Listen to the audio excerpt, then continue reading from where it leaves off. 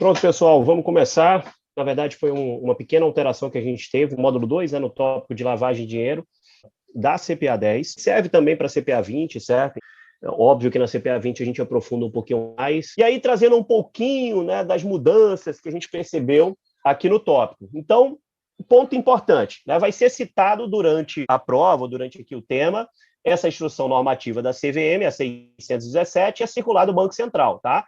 Que aí, qual é a ideia, gente? É colocar a instituição, seja a instituição financeira ou demais instituições, mas entender que essa resolução ela trouxe uma maior responsabilidade por parte da instituição, né? E aí, importante que é no processo de prevenção, né? Ou seja, implementar medidas e a responsabilidade dentro da instituição é delegar isso aí, designar um diretor responsável por implementação dessas medidas para o processo de prevenção à lavagem de dinheiro e financiamento ao terrorismo. Traz mais responsabilidade, é um protagonismo maior das instituições. Por exemplo, a gente citava muito, né, que qualquer movimentação suspeita, a instituição deveria encaminhar lá, comunicar ao COAF, né? Poxa, mas tem movimentações que parecem ser suspeitas, mas a instituição consegue tratar, né, na área interna, no compliance dela. Importante entender que, aqui nesse tópico, né, ele vai citar, né, as empresas, as pessoas físicas que estão sujeitas a esse mecanismo de controle. Mas o que é importante que vocês entenderem? Não se desesperem em ter que decorar tudo isso. Quando for característico de instituição financeira, e obviamente que a Anbima não entra aqui no nível de profundidade do que está escrito na lei, vai ser características de fácil identificação quando falar instituição financeira. Cartão de crédito, câmbio, né? As empresas que vai ter a movimentação de recursos financeiros. E quando eu falar outros tipos de instituição, lembrem de movimentação de grandes volumes, certo? Então, empresas que comercializam joias, pedras, metais preciosos, objetos de arte, antiguidade, a gente tem que ficar atento que, se deixarem de cumprir ou, né, caracterizar que foram, de certa forma, deixaram o processo frágil, né, ou simplesmente facilitaram, né, que seja por um descumprimento do processo de prevenção ou não ter, né, um sistema que pudesse identificar algumas informações dos clientes, característica ali de ter essas sanções, né, que seriam vai de advertência até a multa pecuniária variável não superior, que é mais característica da prova, os 20 milhões de reais. Inabilitação temporária, pelo prazo de até 10 anos, cassação, suspensão da autorização para exercício da atividade, operação e funcionamento, tá?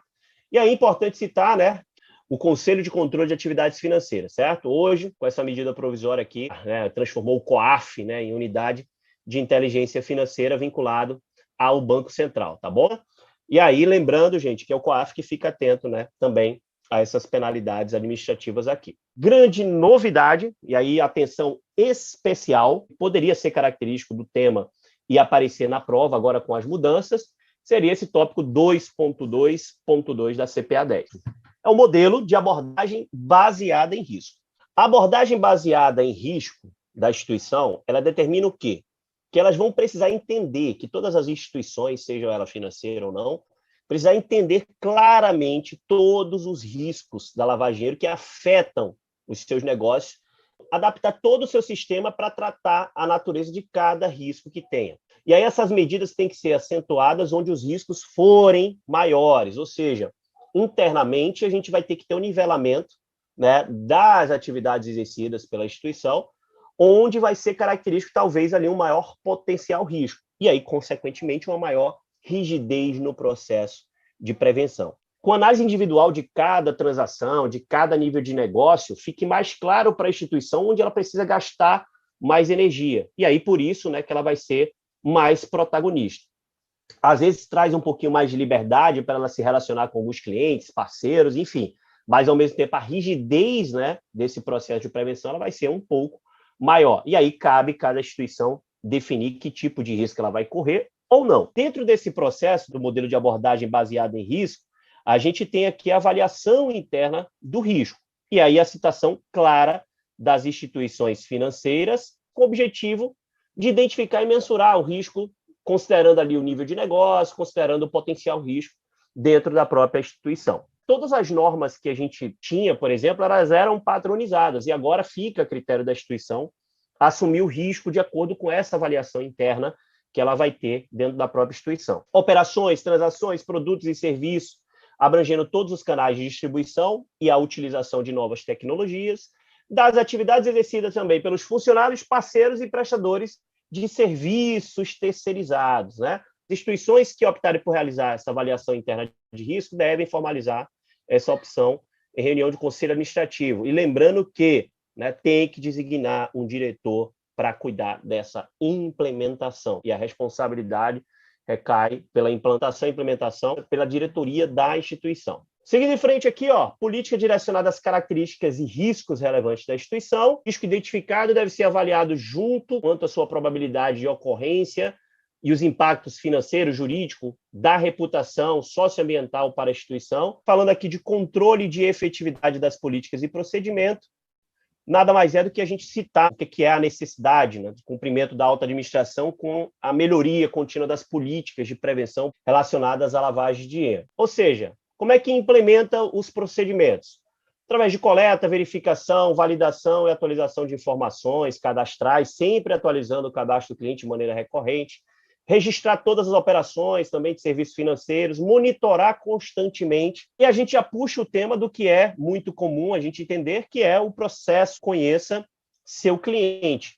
É entender a atividade econômica. Primeiro que, assim, para se tornar cliente de uma instituição, a gente precisa, né, de uma documentação que comprove a atividade dele é compatível com a movimentação financeira que ele vai ter naquela conta. A função do cadastro é identificar as características de cada cliente e esse cadastro consistente e atualizado vai permitir que o profissional, tanto o profissional, nós aqui, quanto a instituição, identifique operações que são caracterizadas como suspeitas.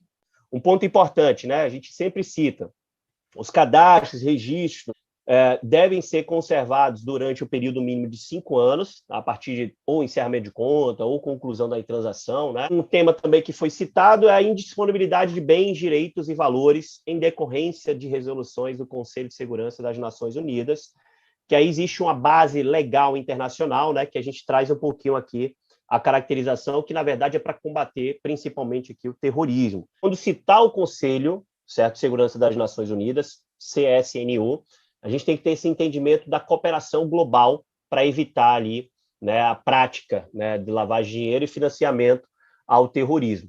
E aí, para finalizar, gente, poxa, que é muito simples, aqui eu meio que faço um resumo da ideia, é a gente entender que o processo de conhecer o cliente ele serve também para conhecer o parceiro, conhecer, né, o funcionário, ou seja, ter esse entendimento que são práticas muito relacionadas, só que, obviamente, uma direcionada para conhecer o cliente, né, outra para conhecer o parceiro, né, o prestador de serviço, e a outra lá relacionada lá ao conhecimento do profissional que a empresa está contratando. Para evitar fraudes, ou seja, é com quem você, da mesma forma que o Know Your Customer, com qual cliente você está se relacionando, você precisa ter uma identificação clara e entender, né, a atividade econômica, né, os riscos que você tem com os negócios realizados com aquele cliente, também trazer esse processo que parceiros e fornecedores, a gente tem que ter ali um nível de detalhamento das informações de quem é, com quem a instituição financeira está se relacionando, para que evite ali ser conivente, né, com o processo ali, qualquer uma das etapas do processo de lavagem de dinheiro.